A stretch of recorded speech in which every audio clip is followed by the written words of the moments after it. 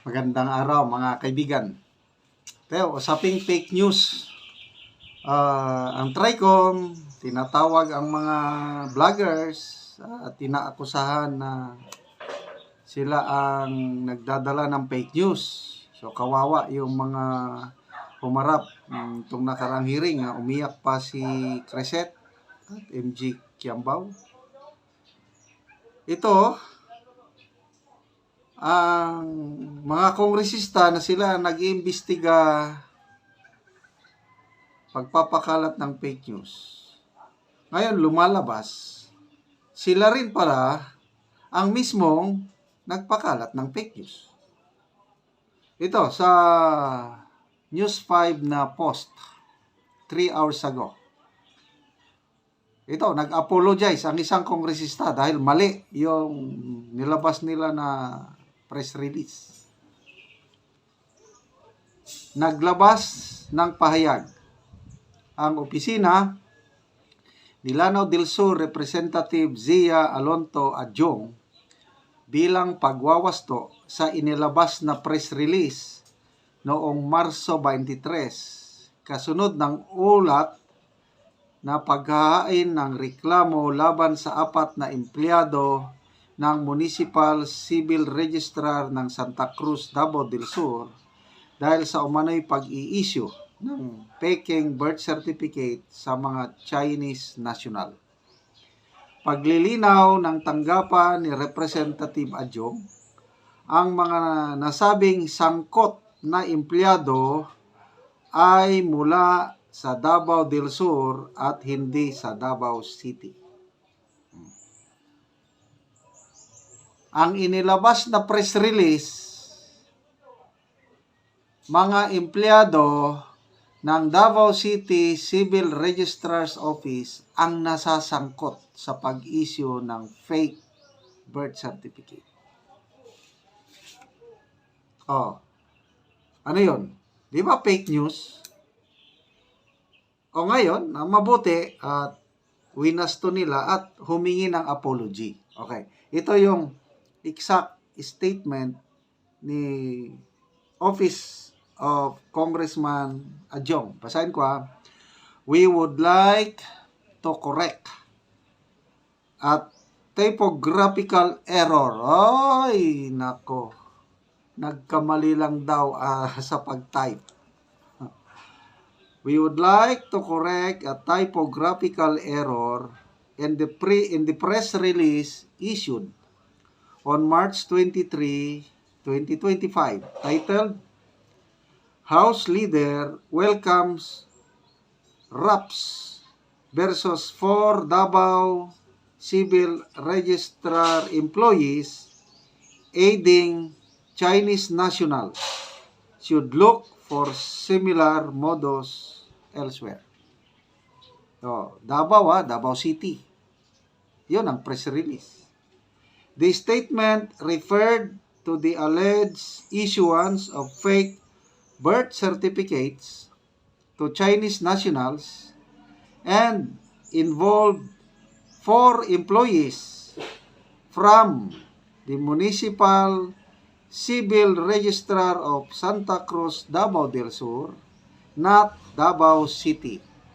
We sincerely apologize for the oversight and any confusion it may have caused. Okay, salamat naman. Yan po, kapuri-puri yung paghingi ng apology. But then, the damage has been done. Ipinalita na ito ng mainstream media. Basing from this press release, kaya Manila Bulletin, TV5, DCMM, marami ng mga binalita. Kaya nag-react ang Davao City LGU, nagpahayag sila kahapon, may statement sila na hindi sakop ng Davao City Civil Registrar's Office ang mga pangyayari sa Santa Cruz, Davao del Sur dahil separate LGU yun. Yun ang statement ng pinasinungalingan ng Davao City Civil Registrar's Office na wala silang empleyado na nasasangkot sa pag-issue ng faking birth certificate sa mga Chinese nationals. So bakit ganun? Naniniwala ba tayo na typographical error lang o I don't know? Para silang Yusek Claire Castro. Pag mayroong issue, mamaya ang isip talaga Duterte, Davao, wala. Para masira ang Duterte, masira ang Davao. Oh, may mga comments ba dito? Magbasa na tayo kung may mga comments. Okay, comments. Teo Moreno, dapat i-contempt na yan. Oo nga, dapat patawag din sila sa TRICOM. Paano ba yan, Mr. Chair? Go, contempt na yan para tumahimik. Montling Jolen Pima. Baluarte ni Bato de la Rosa yan. Talaga bang walang alam yan si Senator? O nga, Santa Cruz, taga Dicos ata si ano. Jonathan Kaumatib. Pang! Madaling mag-correct. O mag-apologize. But the damage has been done. A double standard of fake news. Tama. Kung sila ang magganyan, wala lang. Pag mga vloggers na pro Duterte, nako, katakot-takot na ano.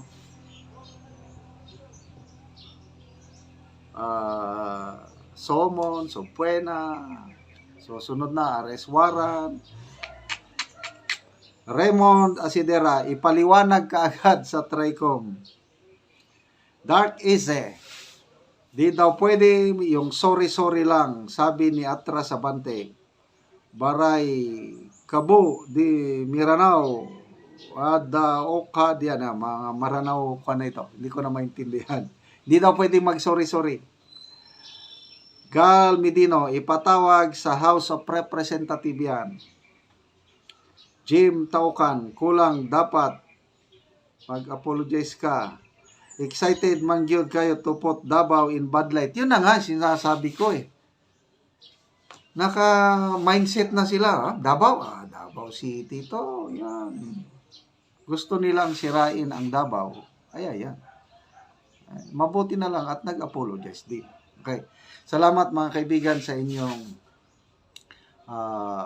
panonood sa ating channel. Nakakatulong kayo ng malaki sa Tribong Talandig sa Bukidnon. Dahil ang ating income sa channel na ito is tumutulong tayo sa tribo na mimigay ng yero at pako para ma-repair ang sira-sirang bahay ng tribo. Panoorin nyo ang video na ito. Karon mo na niyang natagaan o gero.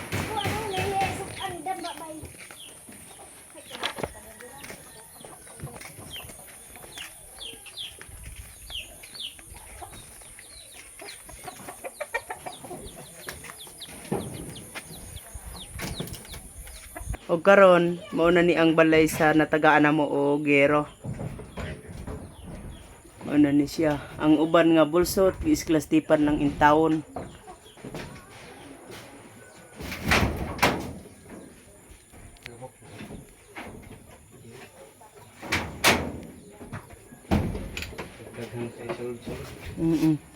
Pila na dai ni katuig nga inyong balay? 6 years na yun eh. 6 years. So karon unsa inyong maistorya nga abot ng inyong sen? Mawala na ni karon ang inyong atop nga bulsot na, makabalay na mo karon og bag-o. Unsa inyong maistorya? Unang-una, salamat sa Ginoo og ang nagtan-aw sa YouTube nga natagaan nami og sen og maayuhan na gini among balay nga buslot. Aron di na mo matuluan. Pila na dai ni katuig ang inyong balay? 6 years. 6 years na katuig. So dugay-dugay na. O mga dako na ang bulsot. Kung mag-ulan, asa man mo matulog? Di ra sa kuan, di ra sa kilid. Ay, Sa lulan na planggana ang kuan. Oo, salod ng planggana. So gahapon kusog nga ulan, sumuunan niyang nasalod. Nga tubig, Awas na uban. ang awas ng uban. Lagi ba? So karon maayo naman ni kay natagaan naman mo gero lansang Paco Plincent. So maayo na ni karon ang inyong balay. Makaatop Maiwan na naman gini mo. karon di na gini karon tuluan. Oo, sige. Salamat. Salamat po sa vlogger nga nagatag. Oo. Hopefully, Oo. magpadayon ang imong suporta para daghan pa kag matabangan. Pareha sa amo Hopefully nga po tulo nga balay. kanang mayo imong panglawas permanente para daghan po maka dawat sa imong hinabang. Thank you. Oo, sige, salamat.